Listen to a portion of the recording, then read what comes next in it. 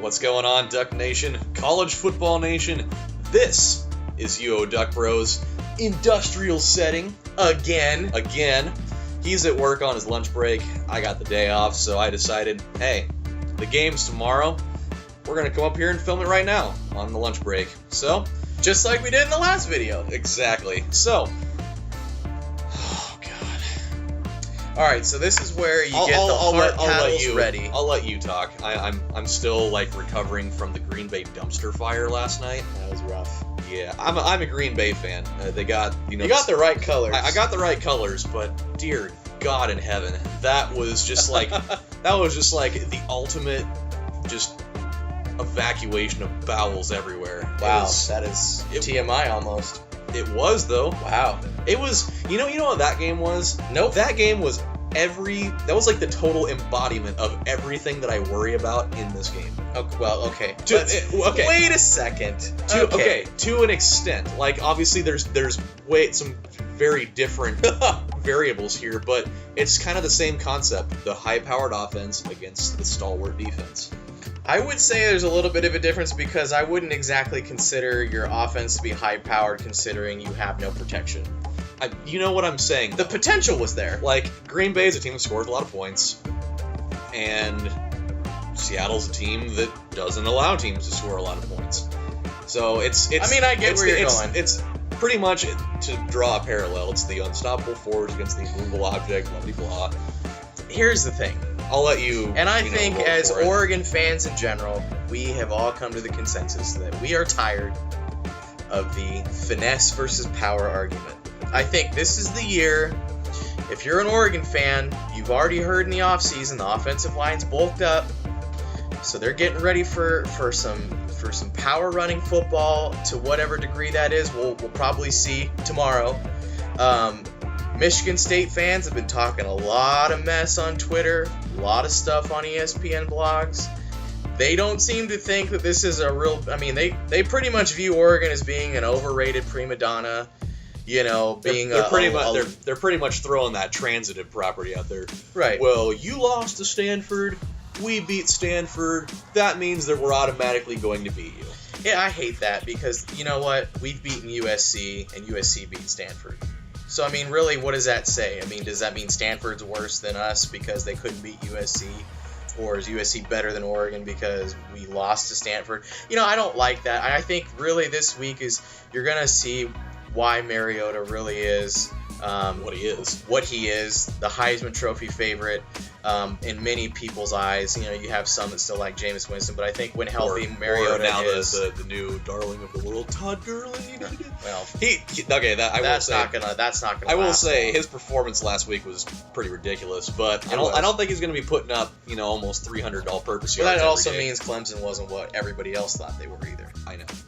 So but you know what? Getting back to the Oregon thing, I have heard, we've heard this now from, playing against Auburn and LSU and Ohio State and Boise State and all of these teams that are more traditionally a pro-style offense with physical defensive linemen, man-to-man corner, physical play. Oregon can't stand up to it. Putting a hat on a hat at the point of attack. That's Mark May for you, baby. I hate what he But says you know what? Yeah, to be honest with you, I don't see it that way this time. I see Oregon finally getting over the hump, and I really do feel like this isn't going to be what we think it's going to be. Now, obviously, if you look at the game and you look at history, it's going to be a lot more of a closer scoring game because Oregon typically doesn't put up the numbers that they normally do. Sorry about that. Don't worry about that. I'm somebody sure else will get it up front. But what I think will happen this time is that Mariota is going to be much more poised in the pocket. There'll be better protection. I do believe the run game is going to be hard to stop because you've got three different guys to account for that are all different styles of running, but they're all bigger backs. And Michigan State doesn't have that on offense. They only have Langford, and we don't even know the health of Langford because he rolled his ankle. We don't really know what we're going to get from him. So here's kind of the concerns from both sides that I've read over the week here since Saturday or whatnot. So here's the concerns for Oregon, and if you watched our last video, then you kind of know a little bit about this. Well, and if you're an Oregon fan. Yeah, if you're an Oregon fan, you already know this, but for, Michigan State fans that may or may not be watching, here's where the concerns are. Oregon's defensive line and their linebacker core, it didn't look fantastic in a game against an FCS opponent. I mean, there were some issues where they had problems stopping the run, and when you get a team like Michigan State that kind of their mantra is to do the power run game like Stanford, that could be a problem. And maybe it was just first game jitters, who knows, but that's kind of where the big, exclamation point is for this game on Oregon's side of the ball, because nobody's really talking about the offense, really, because that's Oregon's strength, if anything. Now, what I did read is, and the other thing too is, what's the health status of Ifo Ekpreolumu? He, rolled his ankle. He didn't play the rest of the game against South Dakota. He went to the locker room, got the ankle retaped. Don't really know anything about that now because, Oregon, they don't release anything about anything until, the very last second. What I did read, and I'm not going to say that I know everything about Michigan State football because obviously I don't, because I'm wearing one of these shirts instead. But and we really don't care. Exactly. But what I did read is that there were, some flaws that showed up on Michigan State's side of the ball where, also against an FCS opponent, which, what it seemed to be, obviously everybody saw, the weird, disgustingly gross hit that Connor Cook took that I swear to God, I'm pretty sure he has, the same sort of, metal that Wolverine has in his body, because it's possible. I feel like if anybody else would have taken that hit, their knee would have just exploded. It would have just exploded. Sure. Just turned to dust. Sure. But, so I don't really know what his health is. He may be fine. He may not be. I've read that he's pretty healthy. So, there's he that. He may not be 100%, but he'll be more than ready to play. So, there's that. As he already said, Jeremy Langford, he was banged up a little bit. I don't know what his health is going to be like going into the game. He'll probably be fine, I would imagine. I can't imagine that whatever it was that severe that it's really going to... Well, and they may be missing a key offensive lineman, too. We're not really sure about that. From what I read, and don't quote me on this, I think I might be wrong, but I think they had one or two linemen that were injured. I don't know if they were ones that were starters or if they're people that are out for the season or whatever, but I heard there's some injuries on the offensive line somewhere. And that in light of that, they were having problems really creating a good push for their running game against an FCS opponent. Now, again, that may be first game jitters, we don't know, but that is something that would certainly be something that, if it's going to be a recurring thing, if Oregon could take advantage of that, that would be monstrous, because that's one of the biggest things that they need to do in this game is control the line of scrimmage. Well, control the line of scrimmage. They need to get a good push on the line as far as a pass rush is concerned. You can't just allow Connor Cook to stand back there and throw because, I know he's not, Aaron Rodgers or he's not anybody that's super accurate, but you give anybody time back there to throw, and he's going to find people open. And his receivers are huge. Yeah, let's just be honest. Those dudes, what's his name? Lippett? He's like 6'5". He's huge. He's a big dude. And he's quick, and he's got good hands. But I think that they've also got, I think they have an injury somewhere with their wide receivers too. Not sure. We don't really know the status of a lot of it. But a lot of this stuff was just things that I kind of breezed over that I saw that was coming from a Michigan State beat writer. So the thing about it really is it's really going to come down to who stops who at the most opportune time. Because honestly, Oregon's going to have to. They're going to have to get some stops. They're not going to be able to do the boat race where if you remember the Stanford games, obviously you probably do, where they just pound the ball and pound the ball and pound the ball and pound the ball, and here you have like a 10-minute drive or a 12-minute drive. Yeah, that's the biggest thing. Because then the offense gets out of sync. So what we're looking for is to see, obviously, linebacker play has to get much better. Defensive line has to play their lanes a lot better. You know what really bothers me about Oregon's secondary? Like they have some really good defensive backs, but you know what really, and any Oregon fan will probably agree with this, is why is it that they always play like 10 yards off of their receiver? For the love of God, we're just a little bit of bump and run for once. I think it probably has to do with not just the scheme. Like if you're playing zone, obviously you're not going to do that in the first place. Yeah. But secondly, though, I think a lot of it has to do with the fact that maybe they don't have all the confidence in the world in the safety play. I don't really know. Yeah, they do. You know, have, they do have a new obviously guy there. we're really good at, the safeties are really good in run coverage. They're decent in zone coverage, but they're not great when you're playing like man-to-man or cover 2 or something like that. So We saw it a lot in the South Dakota game, is that, we'd be 8 or 9 yards off of our guy, and, they'd run the play. The receiver would run just like a little 5-yard route, catch the ball, and if you do that every play, you're going to get a first down in 2 plays. I do honestly believe, though, that we're going to see a lot different stuff. Now, again, like I mentioned in the last video, you probably aren't going to see much of the same that you saw in the first game, because I don't think we really did a whole lot with the playbook. I think that we're going to see a lot more aggressive defensive schemes. We're going to see a lot more rushes coming from different places, blitzes all over the place. I do believe that Oregon's going to play a little bit more bump and run coverage on defense to try and take away some of the timing of some of those routes that they may be running. You're going to see a lot of different things. Now, the question will be, with that said, of course, are we going to be able to sustain it for the whole game? Because Oregon typically starts out pretty well, but as the game goes along, the pounding takes its toll. And then you see a lot of fatigue, and they just start pushing us back, and then the offense just stands there. Although I will say on the offensive side of the ball, if the offensive line is not able to contain Calhoun and the other defensive end, it's going to be a long day, because, look, Mariota, for all of his amazing ability to get out of the pocket and run, he can't do it all. You can't expect him to do that all game long and be accurate enough to make plays to continue to move the chains. So the running game has to be established first and foremost before the passing game is going to have any hope whatsoever. So we need to look for push from the offensive line. We've got to have the running backs need to hit their lanes too. Right, they've got to have good vision, hit the holes, don't try and get too cute, and just run. And for the love of God, hold on to the ball. Oh Lord. I mean, I love Thomas Tyner to death, but he's still, and it's gotten better from what I saw in the first game, but he still is kind of holding the football like a loaf of bread.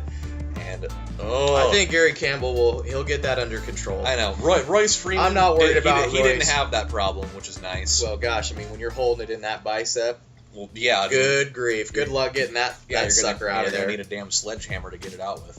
I'm not worried about a lot of that stuff. I just worry about the small little things that we're talking about, because I do believe Oregon can throw the ball on them. I don't believe that they're the no-fly zone. I still believe that they can move the ball through the air. The question will be, though, is when we get into the red zone, what are we going to see? This is the big question I think a lot of us have been wondering is Oregon going to be able to do anything in the red zone to punch it in? Now, we know we have the running backs. The question is, are we going to see any I formation? Are we going to see an extra tight end as a blocker, a lead blocker? Are we going to see something different? Has Mariota developed the fade?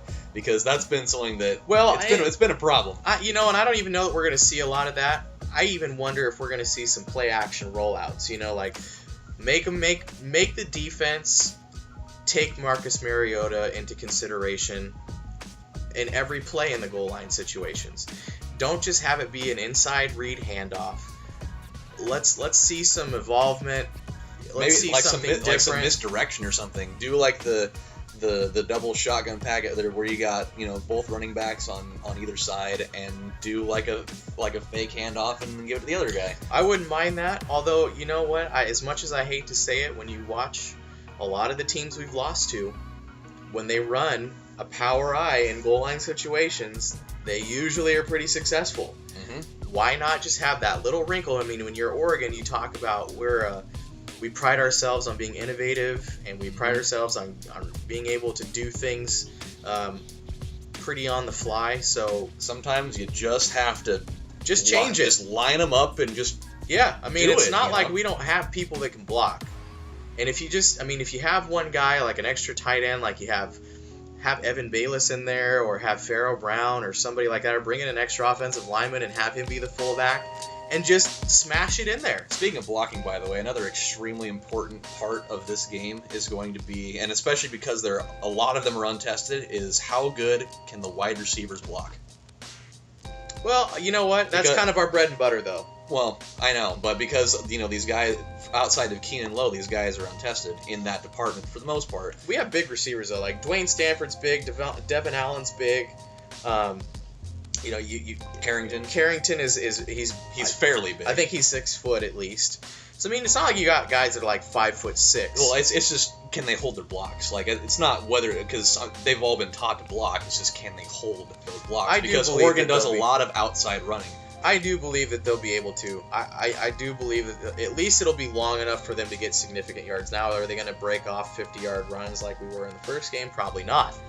Maybe. If we do, it's great, but I'm not expecting that. But what I am expecting is to get decent 4 or 5 yard carries to keep the defense honest, so that it opens up those abilities to move the chains with the passing game and get that going, so Mariota's not out of sync with the receivers. I think that's going to be important. So now that we've been rambling for 15 minutes, right, let's get one thing out in the open here. And we do this with any big game, because we're not trying to sound like those guys. Can Oregon lose this game? Of course they can. I mean, it's happened before. Will they lose? It's a possibility. Sure. This style of play it's kind of like an Achilles heel for Oregon. It's been something that they've had a pretty big problem dealing with in the last couple of years. LSU, Stanford, and Stanford. Well, look, you know what though? So they certainly can lose this game, but they obviously can win this game too. So with that said, let's get some predictions. So I'll let you go first. Okay. We'll let the good news happen first, because I know that you're predicting a win here. Okay, listen. I am not going to be the guy that says we're going to put up, 40 points on Michigan State. Like we did with Stanford last year. I think it's going to be close. It's going to be 20. I'm going to say it's going to be 27-24 Oregon. That's a pretty fair thing. 27-24, we win late. That's what I think. Yep.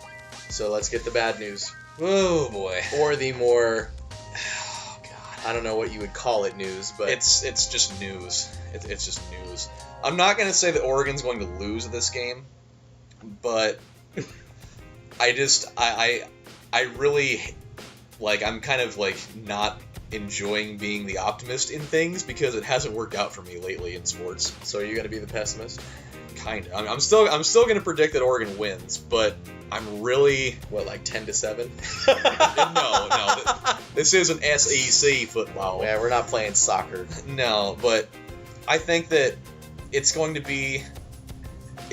whoever gets to 30 points first wins, in that scenario. If it's going to end up being a boat race, whoever gets to 30 points first wins. So in lieu of that, I'm not saying that's going to happen, though, because that hasn't happened in any of these recent games. So I'm going to say that it's going to be 23-20. Again, I think that pretty dang close. Yep. And for all we know, this game can go a lot of different ways. We could be sitting back at halftime being like, why were we so worried about this? Yeah, Or we could be sitting there at halftime being like, this is Stanford all over again. This outcome could go 4 different ways, essentially. And, I mean, this can obviously happen with any game, but Oregon could totally blow them out. Like, their offense could be clicking to the point where Michigan State just can't stop it. That is certainly a possibility. Oregon has all the athletes to do that. Will that happen? Probably not. Michigan State, if they can completely overpower Oregon, it could totally be a blowout win for them. Is that going to happen? I hope not. I don't think that's going to happen either. So I feel like whoever's going to win the game, it's going to be probably inside of 7 to 10 points. I don't see anything more significant than that. So it's kind of a game that's a toss-up, really. And I really, for the love of God, I hope that Oregon comes out on the plus side of it.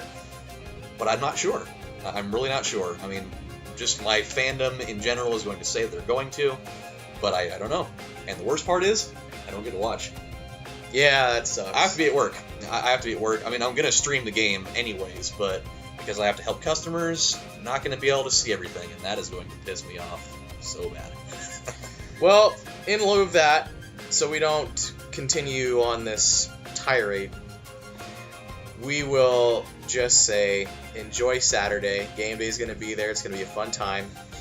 Take it all in. Keep your heart paddles ready. Keep your beer stocked well, because it could be a You're either drinking because we win or you're drinking because you just don't want to remember. So either way, enjoy the game. Let's just get this thing. Let's get the Ducks. Let's get a win. Get that marquee win for Mr. Helfrich. Let's just end the argument. Oregon's gotten over the hump. And we just want to thank everybody for watching because we've been talking a long time. I know it's kind of a ramble fest, but it's what happens when you're excited about things, So anyway, have a great weekend. Enjoy the game, and as always, go Ducks. Go Ducks.